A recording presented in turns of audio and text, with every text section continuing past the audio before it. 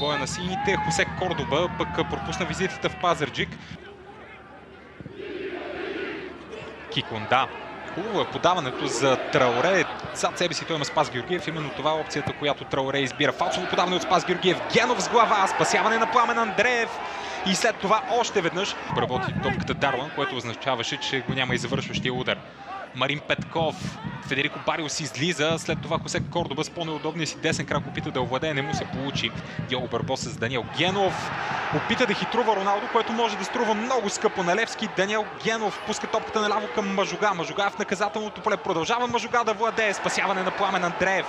Страхотна контратака от страна на Ботев Враца. Да създаде, успява да завърши за втория точен удар от началото на двубоя и двата на сметката на домакините. И тук обаче Пламен Андреев свърши своята работа. Мажуга зад него. Петков атакува отляво, успява за сега да преодолее противников футболист. Потърси изненадата като че ли в тази близкия ъгъл на вратата на Пламен Андреев беше потърсен, а тук насочваме пък вниманието си към това, което Даруан може да направи в наказателното поле на Ботев Враца. Изстрел на Даруан, топка, която рикошира в Федерико Бариус и 1-0 за Левски. В 32-та минута гостите излизат напред в резултата с първия си точен удар.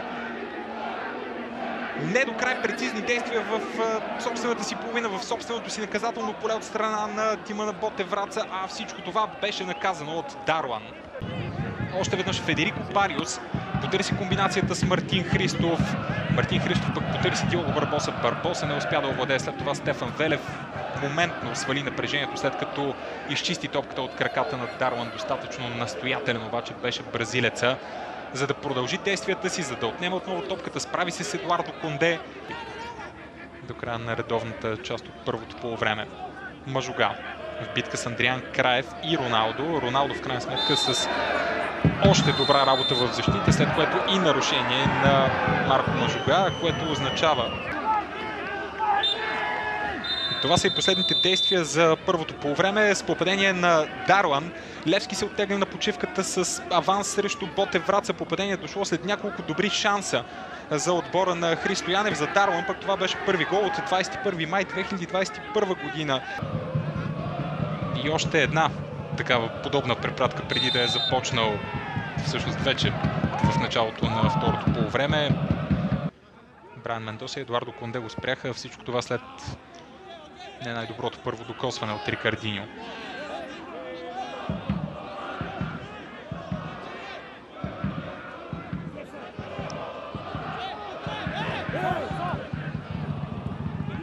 Уелтън търси позиция, от която да завършва и я намира Уелтън. Чудесна работа и от бразилеца. Едуардо Конде без проблеми за Кристиан Димитров. След това добра работа и от Даруан. Петков за Уелтън, който технично първото му докосване беше с гръб, а след това далеч от технични бяха действията на Едуардо Конде, който получава и жълт картон за влизането си срещу Уелтън. След това хубав замисъл и хубав пас от Бариус за Жан-Пиер да Силва, който беше спрян от Келиан Вандеркап. Брайан Мендоса, отново Жан-Пиер да Силва. Шпагат от Марин Петков срещу Жан-Пиер да Силва. И жълт картон за Петков. Брайан Мендоса срещу Даруан. Даруан печеливш в тази битка, след това Уелтън с топка в крака срещу Брайан Мендоса и Стефан Велев. Твърде дълго си поведе топката Уелтън, пращайки я между краката на Велев. Брайан Мендоса беше подсигурил достатъчно добре. Марко Мажуга. Марио Киконда, грешен пас от Киконда, отлична работа от Марин Петков, за да отнеме топката. Петков вече в наказателното поле, чудесен финт срещу Велев. Петков стреля, Бариус спасява. Всичко това пък повлия и на силата и на точността на опита на Марин Петков. Отличен шанс, който Петков сам си създаде и сам завърши. Мажуга срещу Кордоба, изтласкан към фланга е Марко Мажуга. Впоследствие има извършено на сваля за Асен Чандъров. Уелтън не сполучи с първото докосване. Велев. Много настоятелни действия от страна на Брайан Мендоса и жълт картон.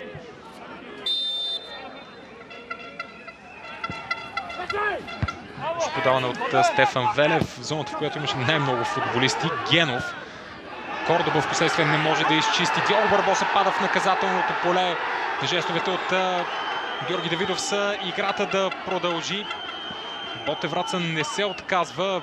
Веднага всички футболисти на Христо Янев обратно в опитите си да застрашат вратата на Пламен Андреев. Мендоса. Стефан Велев приканен максимално бързо да центрира. Велев за сега задържа топката. Добра комбинация между него и Диого Барбоса. Центриране, при което имаше и рикошет. Даниел Генов стреля с глава, а зад гърба му